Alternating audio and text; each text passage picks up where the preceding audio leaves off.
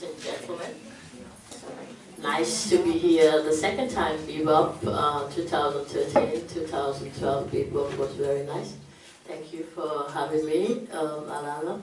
I was very pleased to contextualize Fela Anikulapo Kuti and the Black Panther movement. I was actually sick on that day when Alana asked me to do so. So I told her, wow, that's going to help me. And it actually did. So there's a lot of stuff I could research on YouTube on Fela Kuti, and I downloaded like, I don't know, 6 hours music of Fela, so I'm totally into the Fela groove. And I've always been, I grew up with it. And to just contextualize something that is maybe not on YouTube, so I try to research like further so that I mean the stuff that are on YouTube and somewhere else, I can just pass up the links to you. I don't need to go into that too much. I wrote something in the brochure already. I hope you read it. Did you? So take a couple of minutes to at least get the same information as everyone here. And this is like the ground contextualization you should know. So I was trying to kind of misuse the situation for myself, contextualizing Afro-futurism and this Felaism movement when I was doing it. So I actually will just give you some brief getting into the inside story after you read what I gave to you anyway. So I try to contextualize from the point of saying, where is that?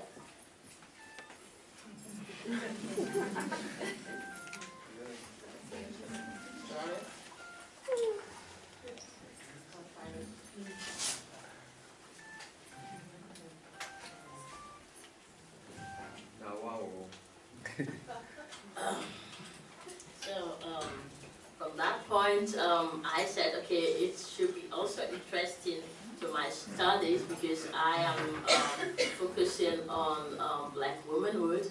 So I figured out that Fela was also really very much tied up with a woman. So the first very important step of making a move to his activism was Mrs. Sandra Isadora, that was part of the Black Panther movement that actually brought Fela to the Black Panther movement. And that was quite interesting to me to know that although Fela has been active before, he needed a woman to kind of really bring him to the topic. And another woman that was very important in Fela's life was the mother. And mother was really big time in politics in Nigeria. She's one of the first ladies of Africa that was issued a driving license, and was also having a political party in Nigeria and also connected to Cameroon. Actually, she should have become a bigger figure in politics than we can say today. But kind of situation that happened made it that she wasn't the president or whatever.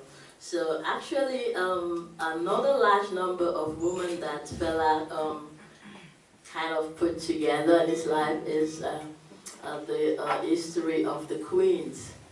The history of the queens is, it was kind of having 27 women, ladies married in one occasion. And I wanted to figure out if it's legal to marry 27 women in one location in Nigeria, but I couldn't find out because I think they don't even want to give me the information somehow, because I tried to ask some elders and they were like, yeah, who's gonna question the king that is marrying 27 wives? So I think they actually also understood Fela as a divine person that was kind of coming from an atmosphere that was really nurtured by revolution and activism. So Fela actually has to go that way anyway. He was really prepared, and all the moves were not just only activism, they also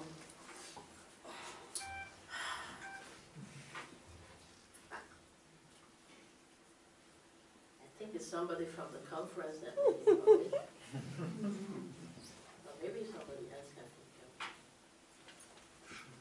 So actually it went on for Fela with this activist movement that was really totally planned also, not just because it just sounds like Fela is a trained musician, and part of his plan was also a medial plan that he put together some people that created a party that were really consciously making the movement to bring out everything that Fela did in the media. And that's they conducted all this newspaper collection to something they call Felaism.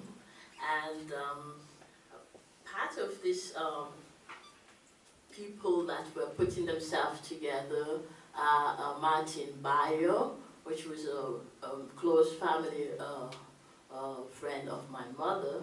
So I actually, I'm blessed to have this copy of what they put together, this archive. So, which is really something complex, so that I didn't really know where to start with. So I said maybe it's really convenient to go to the music of Fela and show how much Fela used music, and it also called it that music as a weapon.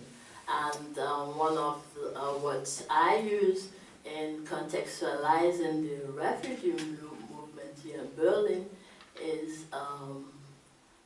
to say solidarity is as a weapon, which means to create solidarity, you have to gather a kind of global awareness and make your topic international. And that's what also happened with Fela music, because Fela is the only one that made this achievement that everyone in Africa really respected the music of Fela. And it was not only the music, it was also a consciousness that it brought with the music, is to say, where is this spirituality? Why is it that,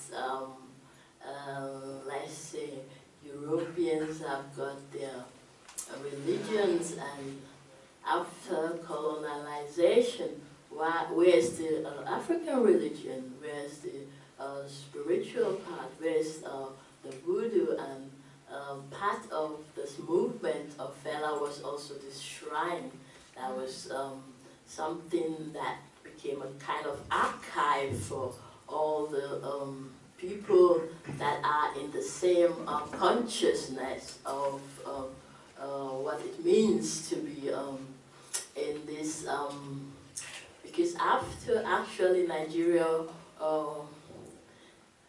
I can't say won a war, I don't know if a war can be won, but actually after the Biafra war, there was a need, a great need for the possibility to speak out loud, and expression needed, and leaders were missing.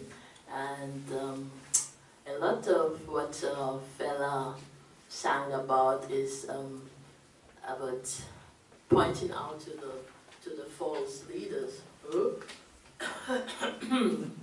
So to go to that area very fast now, Fela also, he was several times they put Fela in prison because what he was talking about was actually a weapon that they were not ready to listen to. And on the research also to contextualize what is the situation of the Black Panther today,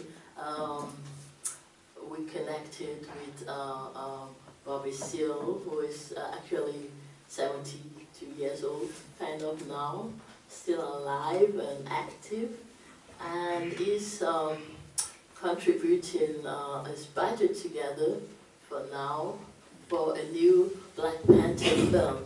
Bobby Seale was actually the guy that was in charge of building the soldiers of the Black Panthers, and he's going to contextualize everything in that film and show what it was to be in this Black Panther movement then, and what are the gains today. And it would actually need $240,000, I think, not euro. I almost ask. But he has got 60,000 of it together. So maybe you have some founding and you would like to give it to Michelle for this Black Panther film. He will be looking forward for it. So Fela was somebody that was not, he was aiming to be a political leader and Nigeria president, actually, before he didn't make it anyway. But he became legend, which is actually more than that. He created also a political party that it was called Movement of the People, and with the marriage to the 27 queens, they call themselves also the ladies. When I grew up in Nigeria, there was a possibility if you are kind of stranded as a woman in Nigeria and has a kind of creative soul, you can just kind of go to Kalakuta Republic, to Fela, to kind of find your expression. And because they were kind of being rude to these ladies, girls, and the women at that time, Fela decided to get married to them so that they won't be called some names.